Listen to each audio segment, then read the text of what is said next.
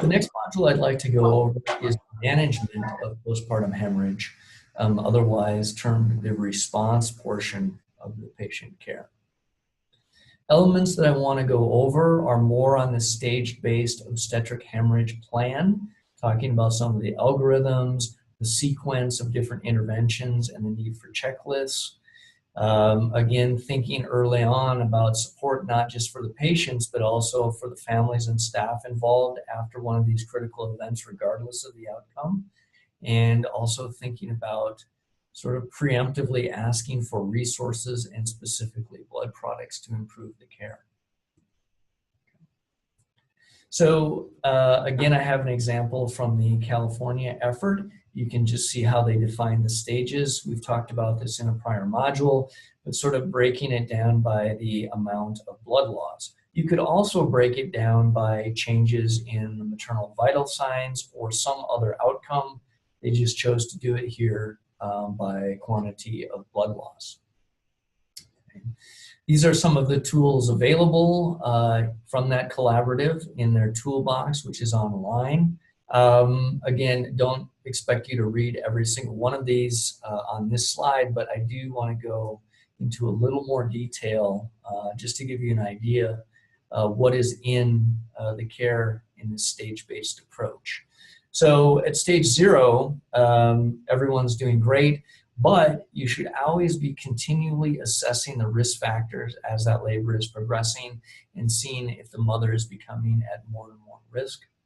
We want active management of the 3rd stage, which is the delivery of the placenta. Everyone should get some sort of uterotonic, specifically oxytocin is the preferred medication. They should have a brief period of fundal massage, and then the availability of blood products should be determined by their current risk assessment. If the blood loss gets greater than 500 milliliters for vaginal delivery or a liter for cesarean, or the vital signs show an apparent clinical compromise, that's when you want to activate a higher level of care, get additional personnel, start assessing the cumulative blood loss, maybe getting better vascular access, additional uterotonic medications, and if blood hasn't already been crossed, getting a couple of units set up, assuming it's available at that institution. If not, you might want to think about, is this a good time to transfer care to another institution before this gets any worse if we can stabilize the patient. Going forward in the stages, let's say the bleeding continues, it's say a liter, but not quite 1,500 yet. You probably need additional help. You want to think about the differential of the bleeding and examine the patient further for other causes, get some laboratory studies, additional medications. Think about not only are you at the right institution, but should you be moving to the operating room? Should you mobilize other practitioners, such as from interventional radiology or gynec surgery? Should you be getting an intrauterine balloon to help tamponade the bleeding? If you're in the middle of a cesarean delivery, thinking about other surgical or invasive methods beyond the balloon, such as bracing sutures, which we'll talk about in a few slides, making sure your blood resources are available and the personnel who give you those resources are informed that you may be taxing their blood bank shortly. And finally, if the blood loss gets over about 1.5 liters, sort of pulling out all the stops on your resources for providers, for laboratory studies, ways to stop the bleeding, both invasive as well as surgical, thinking about the need to do a hysterectomy and getting prepared to do that if things don't turn around. And now moving forward with a massive transfusion protocol so that various blood components can be delivered in a timely manner in appropriate ratios to maximize the benefit to the patient and prevent coagulopathy. So I want to take a minute to just go through some of the uterotonics. Let's start here with oxytocin. For those of you unfamiliar with the drug, this is typically given intravenously as it's diluted in crystalloid, 20 to 40 units in a liter of crystalloid, and then opened up in an IV, say in the patient's arm. And normally you would see within, say, 3 to 5 minutes, some effect on the uterus of increased uterine tone secondary to the oxytocin. This is all following delivery. For those parts of the world that don't routinely provide intravenous access or give fluids after birth, it can also be given intramuscularly, 10 units at a time. You see a little bit of an increase in maybe towards 5 minutes when you start to improve on uterine tone. And it lasts a couple of hours. Some things to think about with this drug specifically is if you give it intravenously, you definitely want to either give very small amounts, just 2 or 3 units at a time, or dilute it in crystalloid. If you give higher amounts or give it more rapidly, you can have vasodilation, which will result in maternal tachycardia and hypotension secondary to the oxytocin. And this can get very confusing in a hemorrhage because you don't know if the decrease in blood pressure and increase in heart rate is due to ongoing hemorrhage or the drug itself. So that's why you need to administer it appropriately. One final just general comment is that oxytocin does have an antidiuretic effect. It causes the patient to retain water. And so if it's used for a long, long period of time, sort of outside standard clinical care, you can get subsequent hyponatremia and problems from that. Another drug that's used to improve uterine tone is Methergin. This is typically given intramuscular. It comes in an ampule in 200 micrograms or 0.2 milligrams. It also has an oral formulation, which I don't have displayed here, but a similar amount in the tablet, 200 micrograms or 0.2 milligrams. If it's given orally, the onset of action is around 5 to 10 minutes. The bioavailability is a little over half of the drug, about 60%. If it's given more typically intramuscularly, it acts a little faster in 2 to 3 minutes with a higher bioavailability. You can typically give it around every 2 hours if needed. It causes a generalized vasoconstriction. Other side effects you can get from it are nausea and vomiting, coronary vasospasm, increased blood pressure, and increase in the pulmonary artery pressures. Consequently, relative contraindications would be chronic hypertension or preeclampsia, where you worry about elevation of blood pressure so high that you could have a hemorrhagic stroke.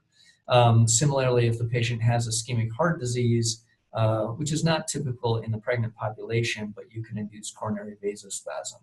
So that would be a relative contraindication. Another drug is carboprost, otherwise known as 15-methylprostaglandin F2 alpha. This is a drug which is only given intramuscularly. It needs to be refrigerated, as does the intramuscular version of Methergin. You can repeat the dose of this drug. It can cause an increase in nausea and vomiting. It can cause diarrhea, fever. Most importantly, you want to avoid it in asthmatics because it can cause bronchospasm and related hypoxemia from that bronchospasm. It also can increase pulmonary artery pressures. Again, I've already said it, but this should not be given intravenously. It should be only given intramuscularly. And then finally, the last drug I want to talk about to improve uterine tone is misoprostol. This is an orally administered drug. It comes in 200 microgram tablets. So 4 tablets are typically given either orally, placed in the vaginal mucosa. It can be given rectally or sublingually. Any mucosal surface will work. Side effects include fever, but typically no more than around 1 degree or 1.5 degrees in core temperature. The patient can get chills, diarrhea, headaches, and nausea and vomiting. Even though it is used frequently for improving uterine tone, it is not FDA approved for this in obstetric hemorrhage. But I would say it is commonly used at the majority of healthcare centers in the US and abroad. I want to touch just on surgical strategies for a moment after the pharmacologic. So I have a study here going over a couple of different invasive methods for reducing maternal hemorrhage. You have B-Lynch or compression sutures, which we're going to talk about on the next slide. Use of interventional radiology to provide arterial embolization, ligating the arteries that feed the uterus and pelvis surgically, or placing an intrauterine balloon to tamponade the bleeding. And you can see that the success rate on each one of these alone is actually quite high, and there's no real difference statistically from one or another. So there's no order which these are typically chosen. It's really more of the situation and the resources available. This is a review of the bracing sutures, otherwise known as B-Lynch sutures. I think every obstetrician should know how to do this. Once they've learned how to do it, it can be done very quickly, typically less than a couple of minutes once they have access to the uterus. Consequently, it's really ideal at the time of cesarean delivery if you get into uterine atony that's refractory to sort of standard measures, standard pharmacologics that we went over. You use these large gauge silk sutures to compress the uterus down in sort of a sandwich technique.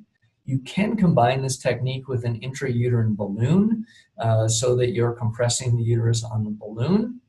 And to talk about the intrauterine balloon a little bit, it can be placed after a vaginal delivery where it's inserted through the vagina and blown up, and it provides tamponade and compression against the uterine wall. It can similarly be inserted during a cesarean delivery with the same idea, and then we talked about how you can put the bracing sutures to tighten the uterus against it.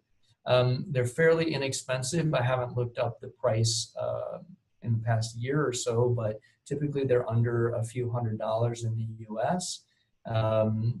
They also have a lumen in a catheter that goes through them so that you can monitor the bleeding that's occurring beyond the balloon to see if the hemorrhage is continuing or if it's beginning to become controlled. And I mentioned this in a module before, but just to highlight again the benefit of having checklists, an example of a free emergency manual with a set of checklists for 25 critical events, including obstetric hemorrhage, is available at this website. I do encourage you to take these events and tailor them to your specific hospital. Again, this is what we did at the University of California in San Francisco, and just broke down sort of an action plan for whenever hemorrhage occurred. We mentioned this in a prior module, but just having an overall plan for hemorrhage and sort of a flow chart. The areas of the chart that I really want to highlight, since we've already gone through the stages, is just this part down here in stage 2 and stage 3. And specifically noting sort of how this flow diagram works, talking about things you should do regarding conservative interventions all the way to more invasive interventions, and reminders on how to appropriately transfuse the different blood components to minimize coagulopathy, having appropriate ratios of red cells, fresh frozen plasma, and platelets, assuming it's available. What we're really trying to avoid by this massive transfusion protocol are the things that we know that results in high mortality. So if your patient ends up in a situation where they are hypothermic, and what I mean by that is temperatures that are getting below even 34 degrees, acidotic with pHs that are approaching 7, and significant coagulopathy. If you get all 3 of these, it's sometimes called the deadly triad, where you have almost a 90% mortality. And this really came about from the research done in trauma patients from the military. So let's talk just a little bit about considerations in massive transfusion. and components of typical protocols. So thinking about emergency release blood availability that doesn't have to be cross-matched. There is no specific ratio, but typically what's used is say 4 to 4 to 1 or 6 to 4 to 1 when we're talking about red cells, fresh frozen plasma, and thrombophoresis units of platelets. Other key ideas are, although I think you want to be drawing labs as frequently as you can to see where you are regarding red cells and coagulation of the patient, you don't want to wait for those results to come back once you know that you're in a significant hemorrhage. It's important to mobilize staff resources. You often need multiple people to check the blood, to transfuse it, to get access, to draw labs, to run the labs down, to get blood from the bank. If you're not already in the operating room, it's probably best to move there once you're in a major hemorrhage. Get appropriate vital sign monitors on. Start thinking about other resources that you may need in the future, even though you don't at the moment, again, such as interventional radiology or gyne surgeons. If you have cell salvage, it has been used very successfully many times in these massive transfusion situations. Having good access so you can rapidly transfuse, as well as more invasive monitoring for arterial lines and central venous pressure monitoring. Point of care testing, if available at your institution, can really decrease the time between the getting the lab and getting the result of the lab. Keeping things warm, staying in good communication with all team members and not forgetting the lab and the blood bank. Getting measures of urine output, trying to prevent thromboembolic events with sequential compression devices, and also thinking about care of the patient after the event's over, and talking to the intensive care unit personnel in advance. You may need general anesthesia if you're going to do a hysterectomy or more invasive care of the patient. You'll need all variety of uterotonics and vasopressors. When you transfuse large amounts of blood, you often need calcium because the blood's been housed in citrate, and getting all those resources ready ahead of time to best care for the patient. Often the blood is distributed in packs in correct ratios because you're transfusing so many units that it's hard to keep count. And so that way, if you just transfuse a portion or all of the pack, you know you've given it in the right ratios. If fibrinogen is getting low, you can give cryoprecipitate, which comes from blood plasma but has a high degree of fibrinogen in it. You could consider tranexamic acid. And in a future module, when we talk about future areas of postpartum hemorrhage management, we'll talk about current evidence for artificial fibrinogen and tranexamic acid.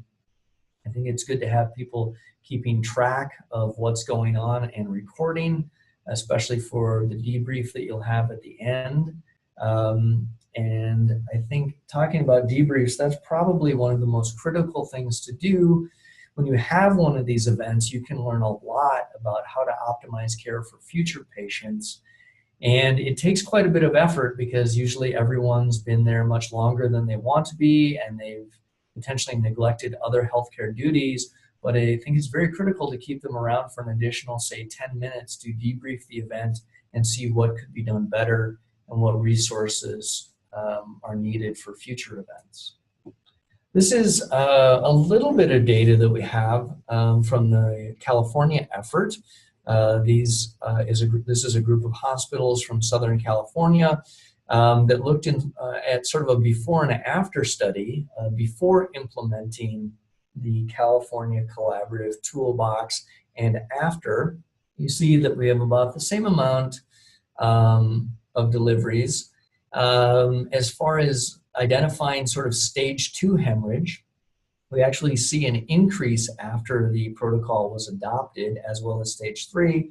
And I think this speaks to a better way of recognizing the hemorrhage. And I think there's a good possibility the hemorrhages were just there before, but they weren't as easily recognized. And that's why you're seeing the numbers go up in both stage 2 and stage 3 after the protocol was implemented, despite nearly the same amount of births.